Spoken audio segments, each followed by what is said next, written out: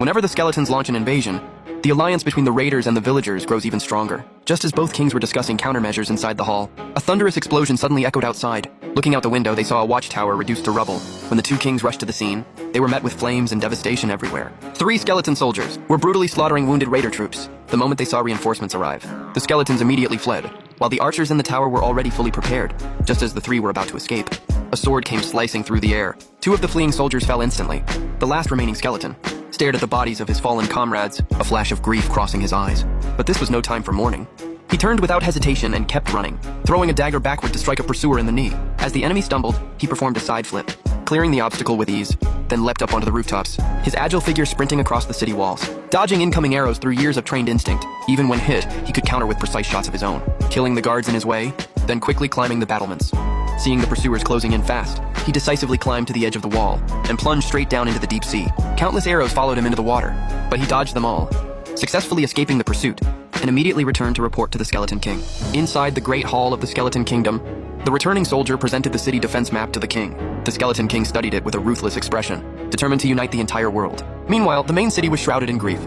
Patrols were strengthened, fallen heroes were laid to rest, and the destroyed watchtower was repaired. The villager king and the raider chief gazed upon the ruins, vowing to make the skeletons pay in blood.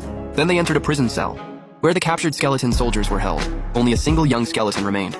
He dropped the knife in his hand and chose to surrender. Soon after, he was escorted to the center of the square. The crowd around them was in an uproar. As if only his execution could calm the people's rage, the villager king stepped toward him, sword in hand, then raised the blade and struck. But the sword plunged straight into the stone at his feet. The villager king chose not to kill him. The young skeleton stared at the king in disbelief. He stood up and forcefully threw away the emblem of loyalty, then knelt devoutly before the villager king. After that, he revealed the skeleton army's defenses and troop deployments in full, and a carefully planned counterattack was set in motion. Soon the soldiers began intense preparations for war. The forges burned day and night, and the sound of hammering echoed from the blacksmiths, all in readiness for the coming battle. At the villager king's command, raider and villager forces launched a full assault. The army marched toward the skeleton territory. The main force attacked head-on, while the defected young skeleton led the 2 leaders across the river and through a hidden passage into the castle.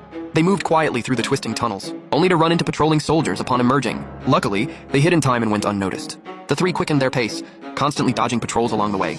Guided by the young skeleton, they finally reached the Skeleton King's palace. They entered cautiously, completely unaware of the soldiers appearing behind them. By the time they realized it, they were already surrounded by skeleton troops. The sudden turn caught them off guard. The young skeleton rushed forward to negotiate with the king, as fierce fighting had already erupted outside. Countless lives were lost amid flashing blades. This was the price war demanded. The Skeleton King had no intention of surrendering, and ordered them killed on the spot.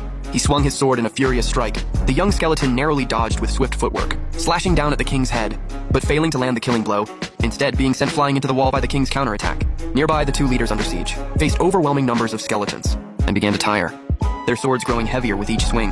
Seeing them still fighting on strengthened the young skeleton's resolve. He gathered all his strength and charged at the king, striking true and tearing the crown from his head. By the skeleton's 1,000-year tradition, whoever claims the crown becomes the new king. The skeleton soldiers immediately ceased their attacks and bowed before their new ruler, the raider. Chief solemnly placed the crown upon the young skeleton's head. His courage had earned him that crown. The horn of ceasefire echoed throughout the castle. Everyone laid down their weapons and stopped the fighting. As the gates slowly opened, the 3 leaders walked out side by side. The skeleton soldiers saw their new king and understood that an era had ended. One by one, they dropped their weapons. In the dawn of a new age, 3 races long locked in hatred finally found a chance at peace.